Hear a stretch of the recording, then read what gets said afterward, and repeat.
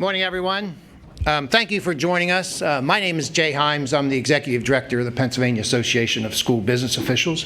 I'm pleased to be able to join with school leaders from across the Commonwealth. We're thankful for the participation of superintendents, school business managers, and school board members for taking time to discuss this important issue with you. And we're also very pleased to have legislative leaders on this important PlanCON issue, Senator Eichelberger, Representative Seth Grove. Chairman Saylor and Chairman Smucker had originally scheduled to be here, and they may join us later. As you may know from our previous efforts, PlanCON is a lengthy process of approvals required by the Department of Education for schools to receive partial reimbursement for new construction projects or renovations of existing projects.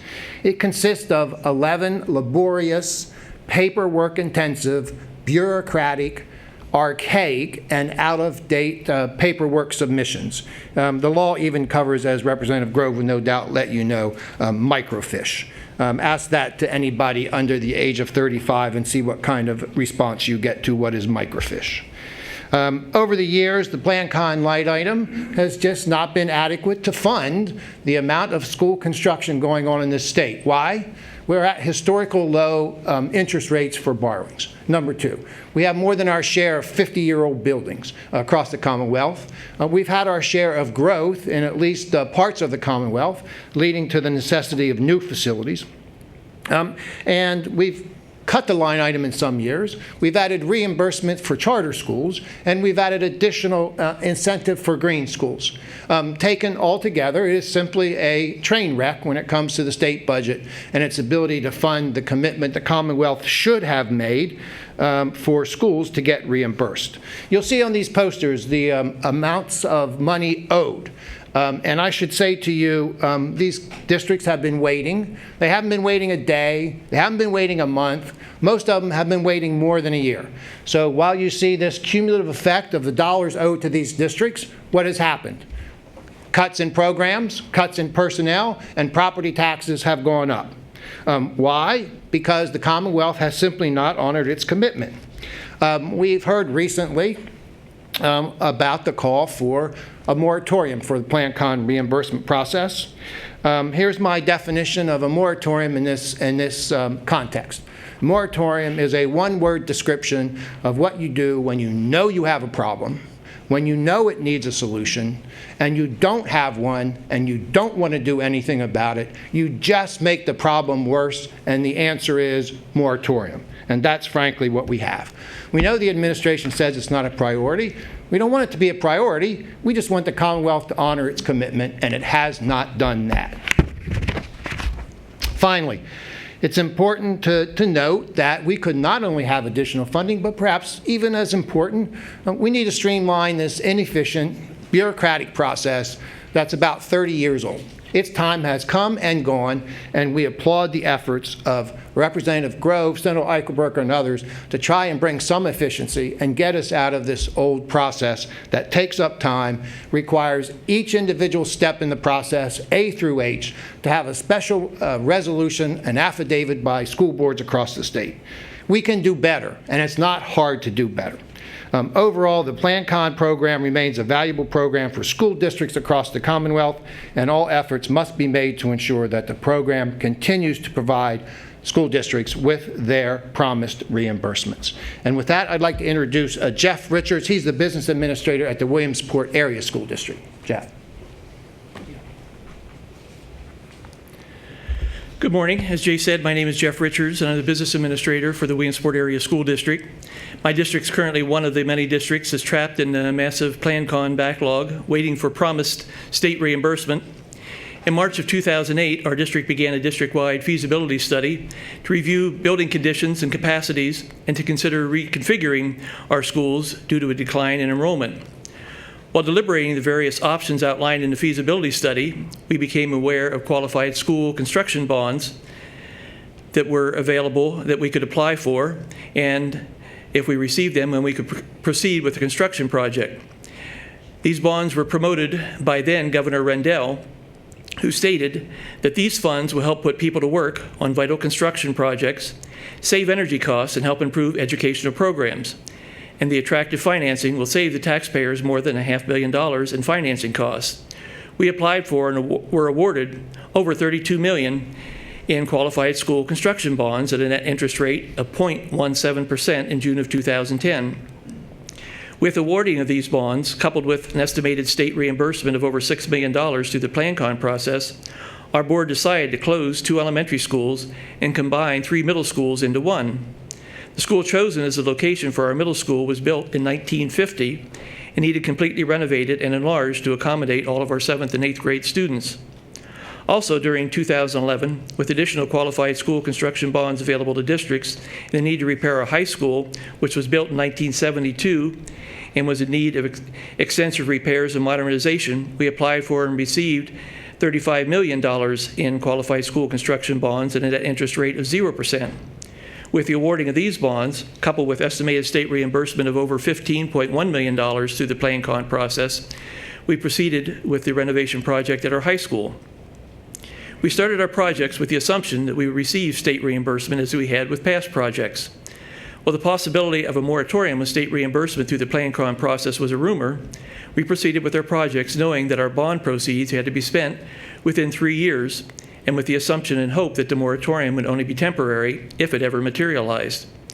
We're now in a situation where we should have received about $1 million in state reimbursement, and each year that goes by without receiving our promised state reimbursement, our district loses about $500,000. Then, to add insult to injury, the federal government, through sequestration, has decided to reduce the reimbursement of interest on the qualified school construction bonds by 7.3% each year. This means that our district is receiving approximately $250,000 less each year from the federal government than we were promised. We have no hope of recovering this $2.5 million that we'll lose over the next 10 years. Williamsport may be known as the home of the millionaires, but this is the name of our sports team and refers back to the 1800s when Williamsport was the lumber capital of the world.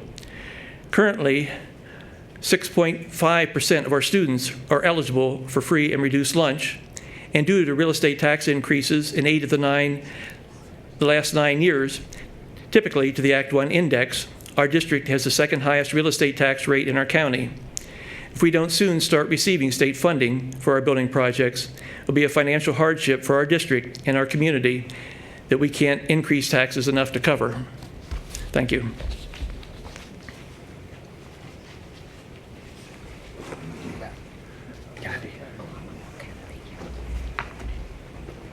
Thank you. I'm Kathy Swope. I'm the president-elect of PSBA, Pennsylvania School Boards Association. I'm the president of the Lewisburg Area School District. At this time of year, school directors and superintendents across the Commonwealth are struggling to finalize our 2015-16 school year budgets. We have an obligation to taxpayers to be fiscally responsible and to ensure that every education dollar is spent judiciously. I want you to know that due to the antiquated law known as PlanCON, districts like mine are forced to waste taxpayer dollars that are desperately needed for the education of children. Districts like mine who are involved in renovation or new construction projects. And let me tell you a little bit more about how that's happening. We're in the process of building a new high school that will replace a 90-year-old current building. We are at PlanCON Step H, and we have not even poured the foundation. That's how complex this is. Each step has required an extensive amount of work, not only from our architectural firm, but also it has required internal staff time. Our architect has estimated that about $20,000 will be spent to simply comply with PlanCON requirements by the time our project is complete. And that cost, as you heard earlier, includes having microfilm created, which is absurd in an age of computers. The current process was developed, my understanding, in the mid-1970s. It is time to bring it to the 21st century. Besides the antiquated system and the cost, we have found that the current PlanCON process is problematic for the following reasons. It is very difficult to explain, both to school directors and to the public. It doesn't make sense. One example is that there are 2 different ways that PDE calculates a building's capacity from PlanCON Part A through PlanCON Part E. And the entire process is tedious. There are 12 parts to this. During the construction phase, we will be required to submit PlanCON Part I and obtain approvals for change orders. And that creates delays in construction and, again, costs taxpayers money. While PDE certainly should have oversight, elected school directors, along with our superintendents, who are commissioned officers of the state, should have greater autonomy to make local decisions regarding things like change orders, and it would take the burden off of PDE as well. Finally, I'd like to touch on our experience regarding PlanCON reimbursement. Although we submitted our application prior to the original moratorium deadline several years ago, we knew that school districts, like many you see here today, were not receiving their reimbursements as they had been promised. Since we had no clue whether or not we were going to receive those funds, we actually set our financing plan in a way that does not depend on that reimbursement.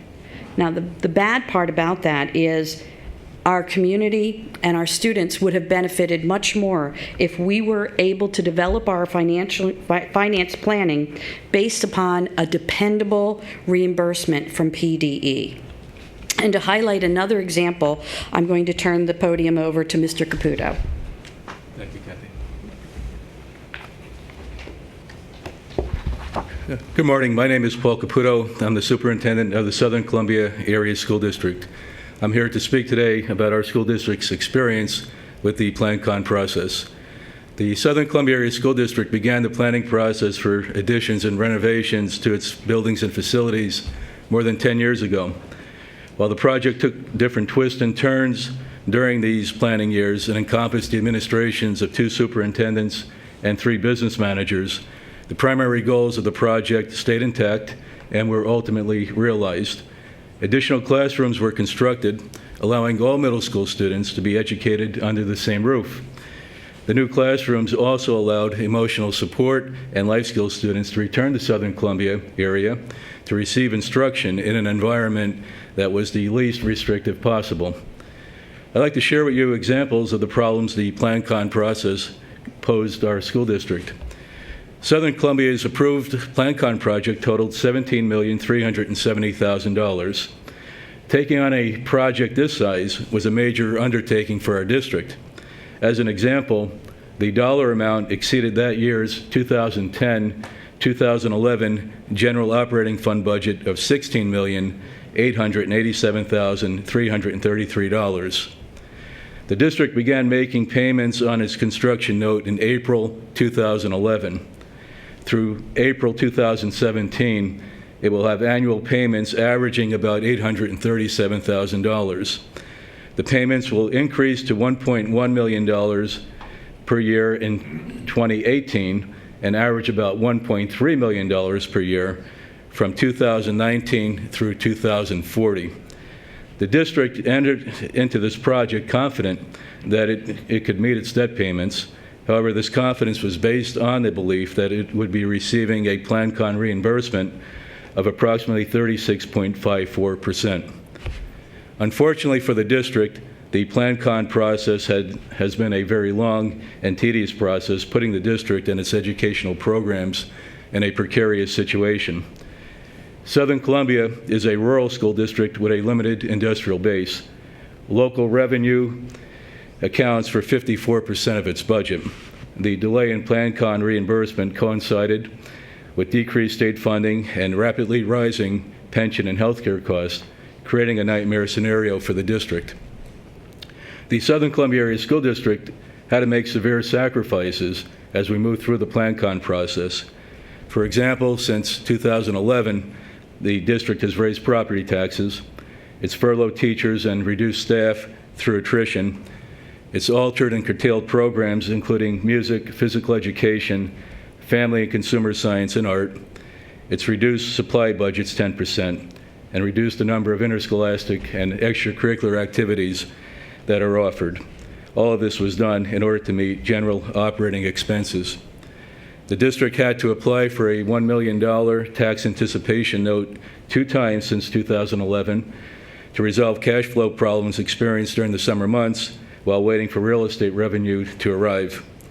While the district was fortunate in that it only needed to borrow $100,000, which was paid back within 60 days, the process for applying for the note required time, attorney fees, and increased the anxiety engulfing the district. To conclude our statement on the PlanCON process is Dr. Mark DiRocco. Thank you, Paul. My name is Mark DiRocco. I'm superintendent in the Lewisburg Area School District.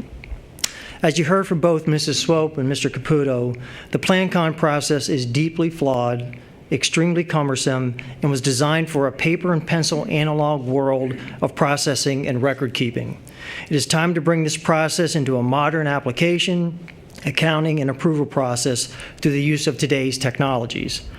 More importantly, it is time to restructure the PlanCON regulations so school districts are able to rely on a process that will allow them to appropriately plan for their budgets for the consideration of a renovation or, in our case, a new construction project. As the process now stands, superintendents and school boards spend considerable time, effort, and money to comply with the PlanCON process, yet have no idea if their efforts will result in reimbursement from the state. Quite simply, the PlanCON process needs to be streamlined and codified to ensure that school districts can rely on reimbursement from the state once they have met all the requirements of the application process. Lewisburg and Southern Columbia are two school districts that have increasing enrollment trends. Like many other districts across the state, our facilities are in need of upgrades and, in some cases, replacement as we strive to meet the educational needs of our students and prepare them for tomorrow's workforce. Our facilities need to adapt to the changes in educational programming as well as enrollment increases if we are going to prepare our students for their future. In late 2013, the state passed a transportation bill that was desperately needed to repair the Commonwealth's crumbling road and bridge infrastructure. An additional $2.3 billion are now being spent annually to improve our transportation system, which will increase road safety and allow our economy to thrive in the Commonwealth. Our schools are in need of the same type of investment from the state to ensure that our facilities are safe and appropriately designed for today's educational programs. These educational infrastructure investments are not the sole responsibility of the local taxpayer, who ends up paying the lion's share of the real estate taxes in most school districts. The state needs to be a significant partner in rebuilding our schools for the next generation of learners. We ask the governor and the legislature to move forward in a bipartisan manner to provide our school districts with an improved planning, construction process, and a commitment to partner with districts in funding these critical projects. Thank you.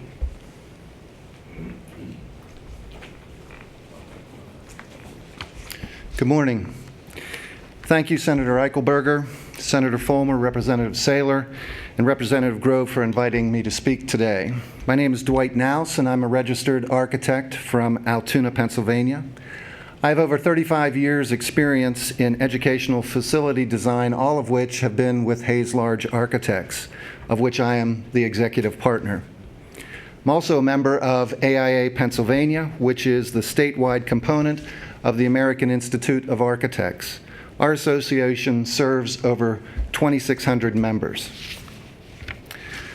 I reside in Senator Eichelberger's district and have had numerous conversations with him to discuss the importance of legislation such as Senate Bill 694 and House Bill 210.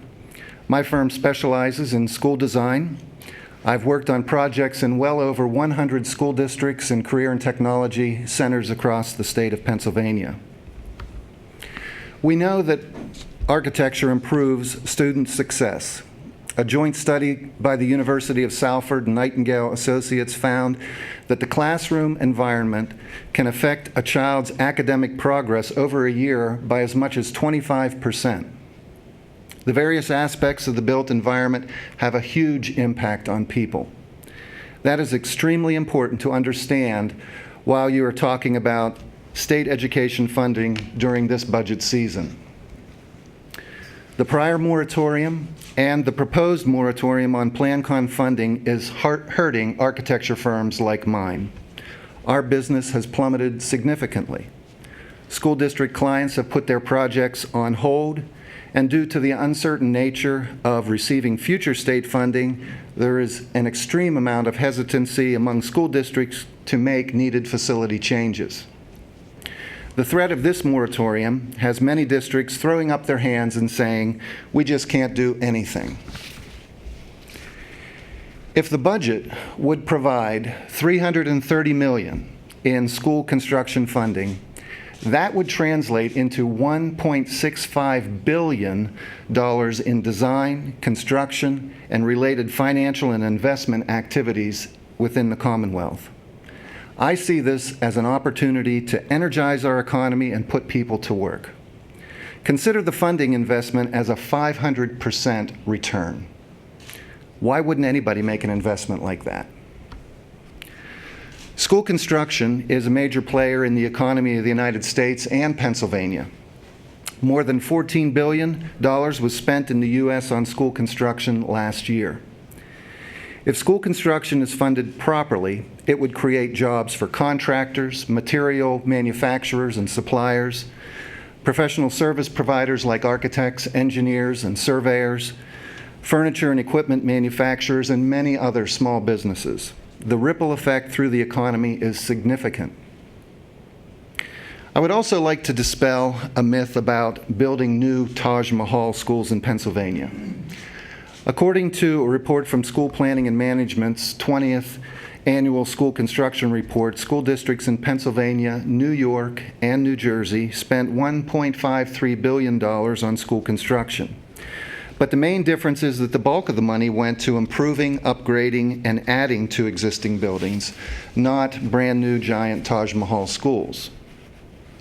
Now, when we as architects submit a proposal and accept a school design project, we know that this is taxpayer money, and we design utilizing the best and most cost-effective means for school districts and their taxpayers.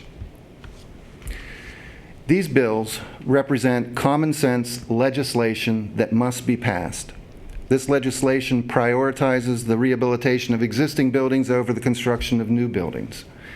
This legislation will help students, schools, businesses, and taxpayers by helping to keep costs low for school construction.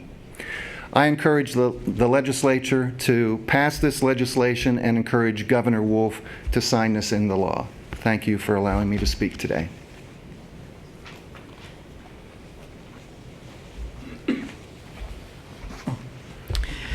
Good morning. I'm Vern McKissick. I thank you for the opportunity to present supporting information today on the proposed House and Senate bills recently introduced by Senator Eichelberger and Representative Grove. Also, as an architectural firm member, AIA member of McKissick Associates Architects here in Harrisburg, I have also spent my career working on school designs in Pennsylvania. Over the past 30 years, something over 70 PlanCON projects. So it's a subject that I've lived with every day. Some claim that PlanCON is a failed system. I differ to that. To the contrary, it's a system that provides the architects with a tool to use in working with boards that are sometimes inexperienced in construction. To a greater degree, the failure of PlanCON to date is rather based on the limited funding that's been allocated to it rather than its structure. Over these past 4 decades since it was created, reimbursement per pupil has been infrequently increased, certainly nowhere in keeping up with annual inflation or economic growth. This has resulted in the average Pennsylvania school district receiving well less than 20% of a project cost in reimbursement from the state. We would maintain that much of the claim of the PlanCON system's failure is really the disproportionate amount of paperwork, as you've heard referred to earlier, and reviews needed by wealthier school districts in eastern and western part of the state, where due to current systems being indexed to market value aid ratios, they receive very little money. One case in point, we recently did a project for the Haverford School District. Their new Minot Elementary School yielded an effective reimbursement rate of $500,000 on a $21 million project, or less than 3%. Yet they had to go through the entire process. In contrast, as you've heard this morning, on projects at aging facilities in the poor districts in the T section, west of the Susquehanna, north of Interstate 80, effective aid can be upwards of 40%. The proposed RCON, as currently written in the legislation, proposes to allow wealthier districts to opt out of PlanCON by agreeing to forego aid at their option. This will serve not only to remove the paperwork processing from those districts, but will also free up additional money for our poor urban and rural districts. The PlanCON review process has been referenced, and the compression of the process to fewer steps will definitely reduce time and expenses of districts who do need to rely on state aid for upgrades to their facilities. Automation of the process and reporting under RCON calls for electronic submissions. In 1992, 23 years ago, I personally developed the initial set of PlanCON forms in Lotus 123 and later donated this information to the Department of Ed, who subsequently used that to create the basis spreadsheet format. Yet 23 years later, it's amazing that we're still unable to make submissions electronically. Transparency has been an issue. Obtaining information from PDE has been extremely difficult in the past, under the past administration, with the need to often resort to Freedom of Information Act requests to even obtain just the most basic data. Having a clear and easy portal review and obtain information on status of reviews will be invaluable to school districts and their professionals. However, probably most importantly, is then the user-friendly provisions, is that this provides for direct fiscal savings for the state. It was mentioned, the issue of renovations by my associate Dwight. The bill addresses the provision for reimbursement for new buildings only if a local district has gone through an exhaustive study and can prove that it is less expensive than the cost of renovating. This is an excellent direction and will serve to promote solid planning from the get-go by encouraging retention of schools within our established communities. The 30-year rule, by increasing the rule from 20 years, that's the time between projects, to 30 years, should also definitely serve to reduce the number of PlanCON projects, but at the same time will encourage local districts to implement a more proactive plan in terms of maintenance and deferred work. Local optimization, this is probably the single greatest issue that's being missed. The governor's proposed moratorium will also cost the state in a number of hidden ways by preventing local districts who have planned to enable them to operate more fiscally and responsibly, undertaking long-term capital upgrades and restructurings. Mr. Richards spoke a little bit earlier about his district. Most of our work, the reality is, in the past 5 years, has been construction to permit these restructurings. 5 schools become 2. 3 schools become 1, and the efficiencies that come with many of these projects are actually self-funding with the inclusion of PlanCON. Unfortunately, a PlanCON moratorium prevents this and eliminates our districts from having this possibility. To conclude, serious consideration should be given not only to enact the RCON as written, but also maintaining, but increasing the budget line total for school construction reimbursement. Beyond addressing the budgetary challenges of the delayed reimbursement to local districts, for all the money expended by the state on local stimulus, as well as job creation in smaller communities, none has been more effective in our rural areas in leveraging local growth and impetus through school construction. Our state needs to follow its Constitution and its historic commitment to encourage the development of roads, utilities, and schools in our rural areas. I thank you.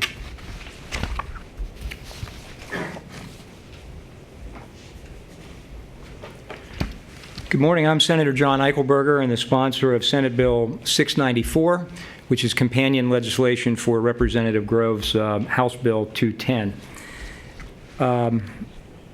In summary, the bill does a number of things. We've heard about some of them this morning. Converts the process, the steps from 11 to 5, consolidates it in many ways, streamlines the process significantly. It updates it in many ways, including making everything electronic, doing away with the microfiche that's been noted, which is hard to believe. We still are requiring microfiche records here in Pennsylvania, and making it more transparent by doing that. Everything's on the website. So the guesswork about what project is up next, who's going to get funded next, those things are all open for view on the PDE's website, and would help school boards and others as they plan and know where they are in line for funding. It allows schools to opt out if they opt out of the funding, that they can skip the PlanCON process, which saves them a lot of effort and money and time, so that they can do some smaller projects on their own. And as was mentioned by Mr. Naus, one of the architects, about the Taj Mahal projects, one of the things it does is prioritize the funding so that rehab projects are given a higher priority than new schools, so that those kinds of things that Mr. McKissick also mentioned can be done as a priority to help save money in the short and long term for the school districts.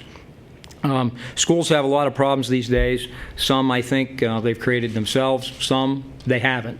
This is a problem that is a state problem. We have to help them with this. We have to give them the tools they need to move ahead. It saves the state taxpayers money. It saves local school district taxpayers money. And it provides a better environment for the students. So I think it's a good bill. It's been, thanks to Representative Grove, been very properly vetted through several years of work, and I'm happy to help in the Senate. But Seth deserves certainly a lot more credit for taking the lead. And it's good to have all the professionals and school folks with us this morning as we present this and as these move through the system. My bill passed the Education Committee in the Senate last week, so it's on its way in the Senate as well, and we hope to see some success this year. So I'm the last speaker, and I think we would stand for some questions. Am I correct? You want to say something, Seth, or you want to come up and... Representative Saylor was supposed to be here, but unfortunately we have a pretty big education committee meeting on some great mandate relief, which I'm sure every stakeholder here is very excited about. But I want to highlight, this is one of my school districts. This is Dover Area School District. You see the amount of money it is due. I also have another school district, West York School District, that's currently started the PlanCON process, probably forced a little quicker than they wanted to because of the governor's call on mandate relief. And the big question I have is this schools that teach and government that works?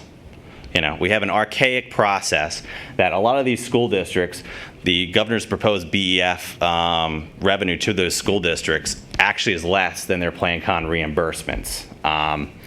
And this is money owed to school districts. This is owed to them. We require them to go through a process to get their reimbursement, and we have not kept the promise to our school districts. So we need to continue the process forward. Obviously, we have an overhaul bill that changes PlanCON, makes it more efficient and streamlined. I would also like to thank the department for at least looking at the transparency aspects. And I believe up on their website they provided some more data and actual information on the PlanCON process. I know Secretary Rivera, school board or superintendent for Lancaster School District, they were trapped in this process. I believe they still have some school districts trapped in this process. I know he understands the current process and how important it is to change it and make it more viable for school districts and the Commonwealth moving forward. I've had some great conversations with the department on this bill, so hopefully we can move forward with it. Special thanks to Senator Eichelberger and his leadership in the Senate, and the Senate moving forward on their bill through the legislative process. So hopefully we can include this with this year's budget deal. But I also like to urge the department to move forward on funding. The last administration, my last conversations with them said there's about $25 million in freed up dollars, just keeping the line item flat funded. We also passed some fiscal code language to move some money the department is sitting on forward. I'd ask them to continue using those dollars to get school districts their reimbursements, which they rightly deserve. With that, I thank all the stakeholders for their support, their leadership, and feel free to take a look at some of these big numbers that are owed our school districts and how important this is. This is fundamentally schools that teach and government that works. Reform the system. Let's get government working for school districts and for taxpayers and for the Commonwealth. Let's make sure schools can teach by reimbursing them the amount owed to them. Trying to make the finances of this Commonwealth much better, both for the Commonwealth and their school districts. So thank you. We'll open up for questions.